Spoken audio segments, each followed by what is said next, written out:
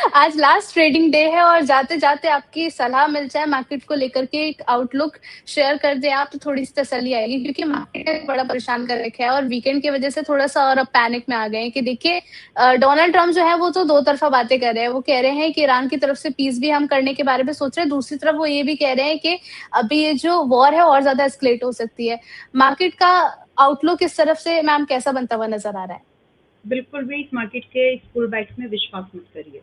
किस पर्पज़ से? इन्वेस्टमेंट के लिए तो करो, क्योंकि ये डिप अपॉर्च्युनिटीज़ है, इसको आप एनकैश करें।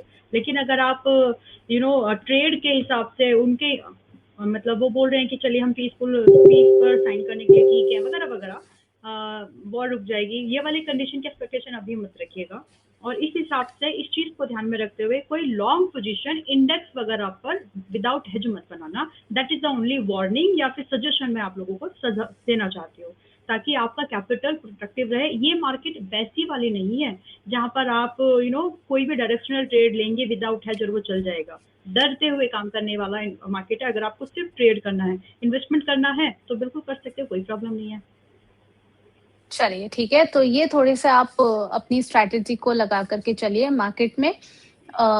अब साथ ही साथ मैम हम ये भी समझना चाहेंगे कि हाल-फिलहाल आरआईएल पर आपका क्या नज़रिया है? क्योंकि यूएस का ऐसा कहना है कि मिडल ईस्ट में जो कुछ भी टेंशन बढ़ रही है उसकी वजह से ऑयल सप्लाई डिस्टर्ब ना हो, इसीलिए उन्होंने कहा है कि अभी भी जो सप्लाई है, उसको टेम्परेरी परमिशन दे दी गई है रशियन ऑयल खरीदने के लिए। इसका हम आगे और किस तरीके से इम्पैक्ट होते हुए देखेंगे और आरआईएल पर आपका क्या नज़रिया है? आरआईएल आप 1200 मतलब 1300 से लेकर के 1400 के रेंज में खरीदो, बढ़िया रेंज है। अब इसको और थोड़ा प्रोफाइन सुनना चाहें तो 1420 से 1320 के रेंज में खरीदो, और मौका मिले तो 1250 तक भी ऐड करना। बहुत क्लियर वैल्यू अनलॉकिंग का आपको फायदा और प्राइस पर एब्सोल्यूट रिटर्न की पॉसिबिलिटीज रिलायंस इंडस्ट्रीज में आपको मिलने वाली है 1 से 1.5 साल के अंतराल पे। स्टॉप लॉस 1100 का मेंटेन करके चलो अगर आपको रिस्क लगता है तो। हालांकि 1100 पर अगर गलती से आ गया तो बाय करने लायक और ऐड करने लायक ही होगा। But to be on safer side, अगर आपका व्यू 3 4 6 महीने वाला है तो आप 1100 का स्टॉप लॉस फॉलो करके चल सकते हो। Now coming to the mister Trump's statement, मतलब क्या आप ये कहना चाह रहे थे कि अगर आप रशिया और इंडिया की बात पहले से हो गई कि अगर इंडिया ने मतलब रशिया ने बोला कि इंडिया चाहे तो हम ऑयल दे सकते हैं, in fact for that matter country के कोई भी पार्ट चाहे वर्ल्ड के तो हमसे ऑयल ले सकते हैं।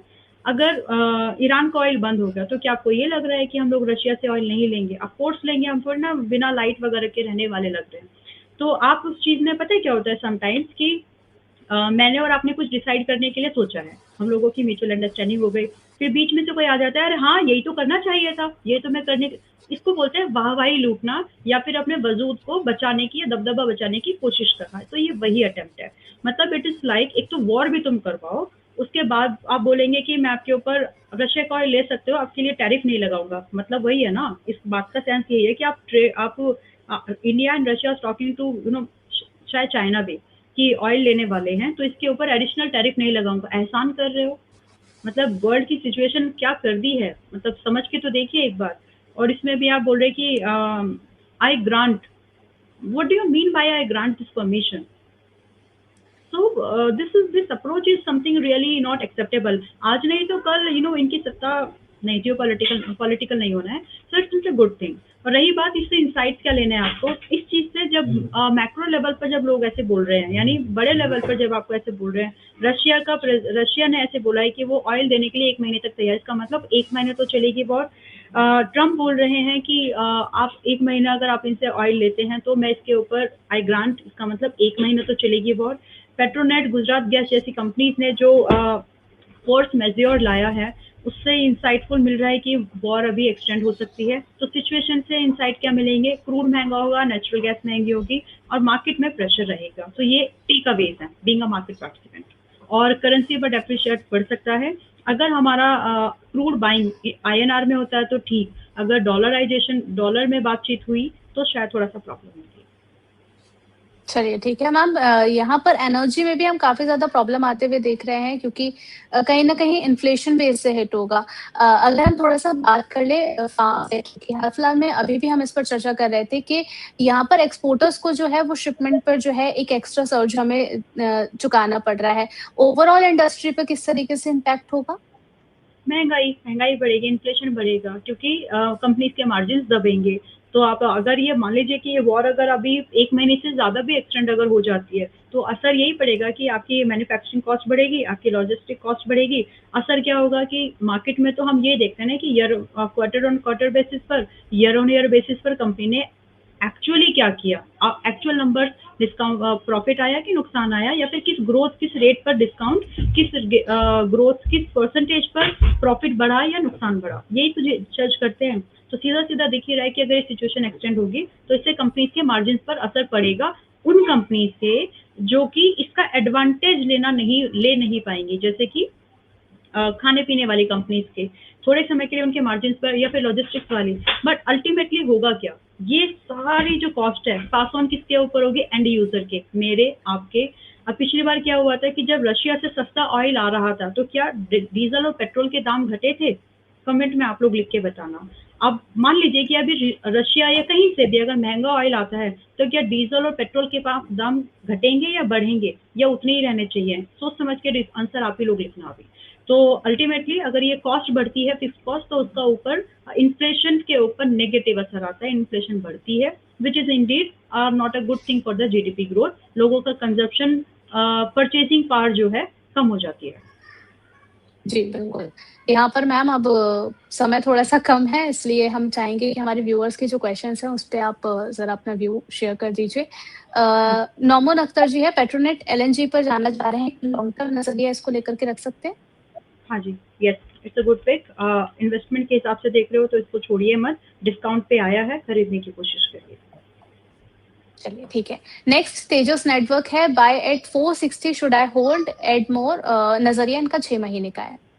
नहीं, अभी ये थोड़ा और गिरेगा, शायद 370-60 के पास में आएगा, वहाँ पर आप चाहें तो ऐड कर सकते हैं। बाकी अगर आपका 6 महीने का नज़रिया है तो आपको वापस से 500 से 550 के टारगेट, और अगर आप थोड़ा एक्सटेंड कर ले तो 700 तक भी जा सकता है। तो डिपेंड करता है कि आपने एक्सपोज़र कितना लिया है। अगर बहुत ज़्यादा ओवरवेट नहीं हुए हैं तो होल्ड कर लीजिए, और 360-70 को ऑब्जर्व करें कि वहाँ पर आए तो ऐड ऑन कर सकते हैं।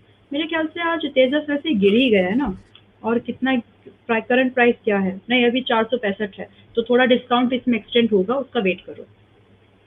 चलिए ठीक है। नेक्स्ट यहाँ पर ये कह रहे हैं, जेपी पावर को लेकर के आपका क्या नज़रिया है मैम? 650 पर इनकी 650 शेयर्स जो हैं वो 16 पर है, क्या करना चाहिए मैम? जेके पावर इन्होंने बोला, जेपी पावर। जी। 30 पर चल रहा है मैम, अभी भी होल्ड करके रखा जा सकता है इसको?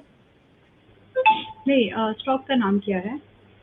जेपी पावर 650 शेयर्स हैं इनके पास। जेके पावर, ओके। तो जेके पावर जेडब्ल्यूएल 305 टारगेट हो गया। अच्छा ठीक है, नोट टू यू।